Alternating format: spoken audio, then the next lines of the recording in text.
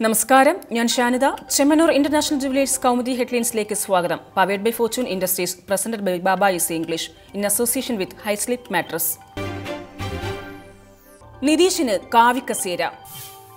ഒറ്റ രാത്രി കൊണ്ട് രാഷ്ട്രീയ സമവാക്യങ്ങൾ മാറിമറിഞ്ഞ ബീഹാറിൽ നിതീഷ് കുമാർ വീണ്ടും മുഖ്യമന്ത്രി. നിതീഷും ഉപമുഖ്യമന്ത്രിയായി ബിജെപി നേതാവ് സുശീൽ കുമാർ മോദിയും സത്യപ്രതിജ്ഞ ചെയ്തത് രാവിലെ 10 മണിയോടെ.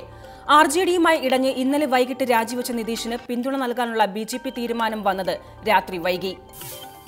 ജെഡിയു നേതാവ് നിതീഷ് ഇന്നലെ നടത്തിയ നാടകീയ രാജിപ്രഖ്യാപനം അഴിമതി കേസിൽ കുരുങ്ങിയ തേജസ്വി യാദവ് രാജിവെക്കാത്തതിൽ പ്രതിഷേധിച്ച്.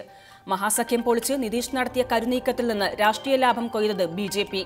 243 അംഗ നിയമസഭയിൽ ജെഡിയു ബിജെപി സഖ്യത്തിനുള്ളത് 129 അംഗങ്ങളുടെ പിൻബലം. വിശ്വാസ വോട്ടെടുപ്പ് നാളെ നടക്കും.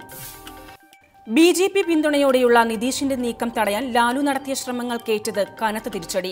രാജ്ഭവനിലേക്ക് നടത്താനിരുന്ന ആർജെഡി മാർച്ച് അവസാന നിമിഷം റദ്ദാക്കി. സംഘർഷ സാധ്യത കണക്കിലെടുത്ത് ബീഹാർ രാജ്ഭവൻ പരിസരത്ത് നിരോധനാജ്ഞ. ഏറ്റവും വലിയ ഒറ്റകക്ഷിയെന്ന നിലയിൽ സർക്കാർ രൂപീകരിക്കാൻ അവസരം നൽകണമെന്ന ലാലുവിന്റെ വാദം വിഫലം. രംഗം മാറിയ രാത്രി നാടകം. രാഷ്ട്രീയ നാടകങ്ങളുടെ നിദ്രാവിഹീന രാത്രിക്ക് സാക്ഷ്യം വഹിച്ച് ബീഹാർ. മഹാസഖ്യം പൊളിച്ച് രാജിവെച്ച നിതീഷിനെ പിന്തുണയ്ക്കാൻ ബിജെപി തീരുമാനിച്ചത് മണിക്കൂറുകൾക്കകം. ബിജെപിക്ക് 14 മന്ത്രിമാർ. ലാലു നിതീഷ് രാഷ്ട്രീയ പോരിന്റെ ക്ലൈമാക്സിൽ കരുനീക്കം കാത്തിരുന്ന ബിജെപി നിർണായക തീരുമാനമെടുത്തത് രാത്രി ചേർന്ന പാർലമെന്ററി ബോർഡ് യോഗത്തിൽ.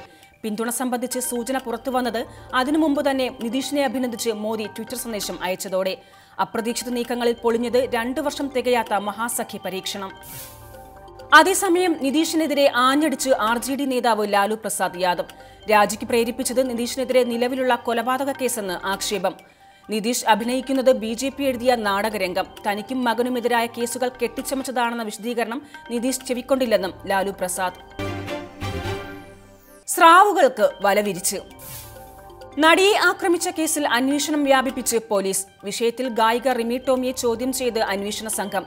ദിലീപും കുടുംബവുമായി ഏറെ അടുപ്പം പുലർത്തിയിരുന്ന റിമിക്ക് സംഭവത്തെക്കുറിച്ച് നേരത്തെ അറിയാമായിരുന്നു എന്ന നിഗമനത്തിൽ പോലീസ്.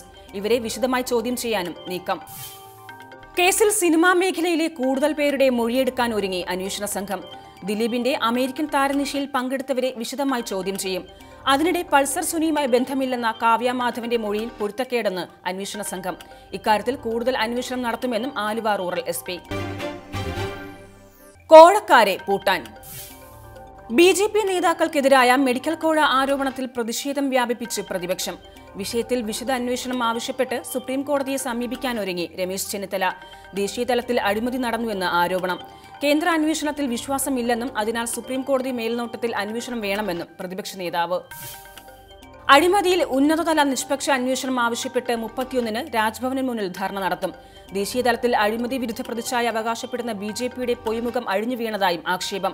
അതിനിടെ കോഴ ആരോപണത്തിൽ ഭരണ പ്രതിപക്ഷ പ്രതിഷേധം കടുത്തതോടെ സംസ്ഥാന ബിജെപിയിൽ സമഗ്ര അഴിച്ചുപണിക്കൊരുങ്ങി കേന്ദ്ര നേതൃത്വം. Chemmanur international jewellers Kaumudi headlines സമാപിക്കുന്നു. Powered by Fortune Industries, presented by Baba easy English in association with Highslip mattress. അടുത്ത ഹെഡ്ലൈൻസ് 1 മണിക്കൂറിന് ശേഷം. നമസ്കാരം.